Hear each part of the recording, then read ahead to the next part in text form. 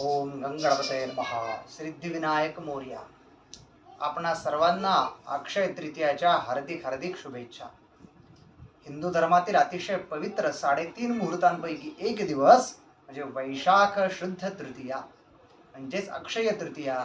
अक्षय म्हणजे कधीही क्षय नसणारी अशी तिथी. अत्यंत पवित्र दिवस, 3.5 मुहूर्तांपैकी एक.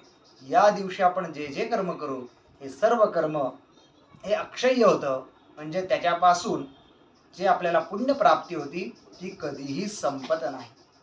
मग या दिवशी काय करावं?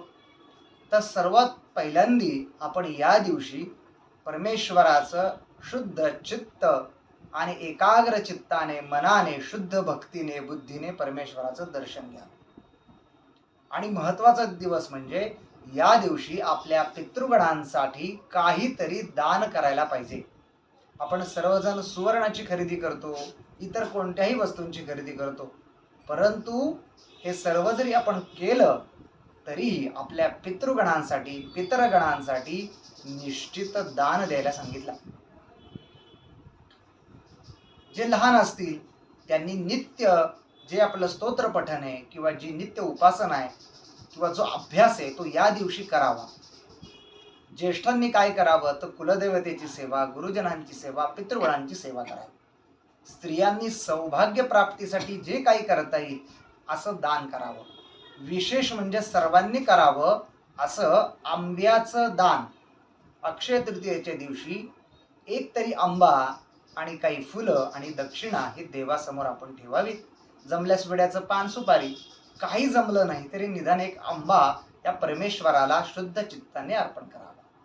जमल्यास एक आंबा अतिशय विद्वान गुरुजन किंवा प्रवचनकार, कीर्तनकार, ब्राह्मण यांच्या हातावर देऊन नमस्कार करा. याप्रमाणे आंब्याचं दान आपण सर्वजण करू शकतो. सर्वात महत्त्वाचं म्हणजे गृहस्थाश्रमी माणसांनी आपल्या पितृगणांचं स्मरण करून 2 कलशांचं म्हणजे मातीच्या कुंभांचं, सुघटांचं आपण उन्हाळ्यामध्ये जे वाळा वापरतो तो वाळा, अतिशय शुद्ध असं चंदन त्या कुंभामध्ये टाकून पाणी भरावं. त्याच्यावर एक वडाचं पान ठेवावं, एक आंबा ठेवावा. असं एक पात्र देवाला अर्पण करावं आणि एक पात्र अतिशय श्रेष्ठ विद्वान गुरुजन किंवा ब्राह्मण, प्रवचनकार यांना द्यावं.